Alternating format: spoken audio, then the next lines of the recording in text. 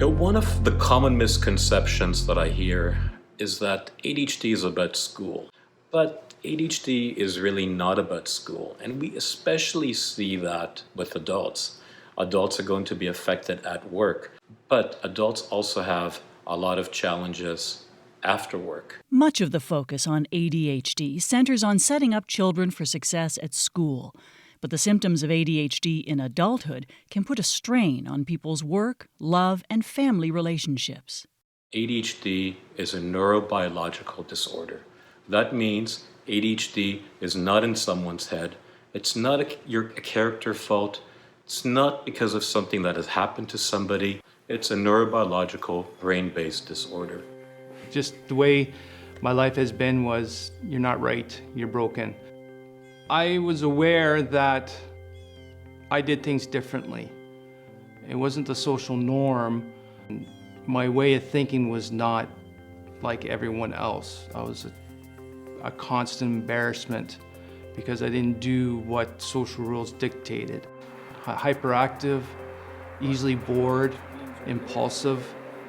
Like I tell a lot of people, you can tell me and call me whatever you want, but it's nothing compared to what I tell myself. So we need to imagine how people are affected by ADHD. There's the symptoms, but there's also the real effects in their lives. Often ADHD parents will have ADHD kids. ADHD is a genetic disorder. So what I'll often hear is that people with ADHD will tell me it's very hard for them to settle down. And so they get home, they want to relax after a day of work, after doing all their chores, etc. But the ADHD brain will often feel like it's going overtime. So they just can't settle down. And then before kids, home was a refuge. It was calm. There was nothing, so my brain can slow down and calm down. But now I go home, and you got two girls that are happy to see you, and then they bombard you, and then it's dinner time, and then it's more stuff, and then bedtime. The brain hasn't had time to slow down. So being mentally fatigued at the end of the day, the impulsiveness increases, the emotional dysregulation skyrockets, and then the impatience just goes throughout the roof. Medications are the main treatment for ADHD, facilitating other interventions, such as cognitive behavioral therapy. I ask people, how long do you need a medication to last for? Or how long do you need any type of treatment to last for? Often they'll say, I just need this for daytime so I can focus. I don't want to get fired again.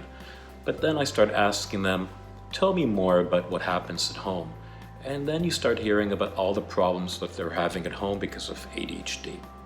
When considering the duration of effect of the medication, it's important to remember that ADHD may impact all aspects of the patient's daily life.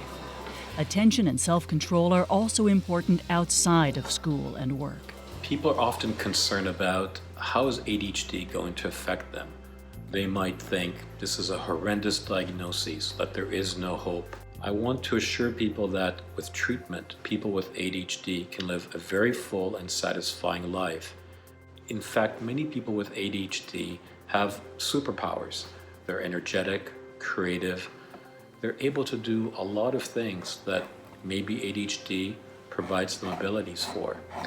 If they're not treated for ADHD, that can often prevent them from using that potential.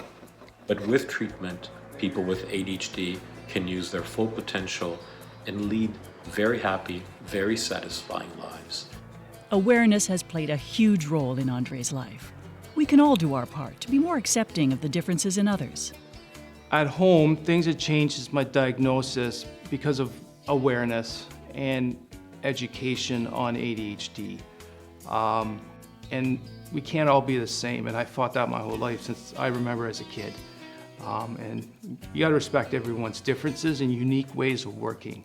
We don't work the same way, we don't share the same thoughts or beliefs, but we can work collectively with our differences to move forward.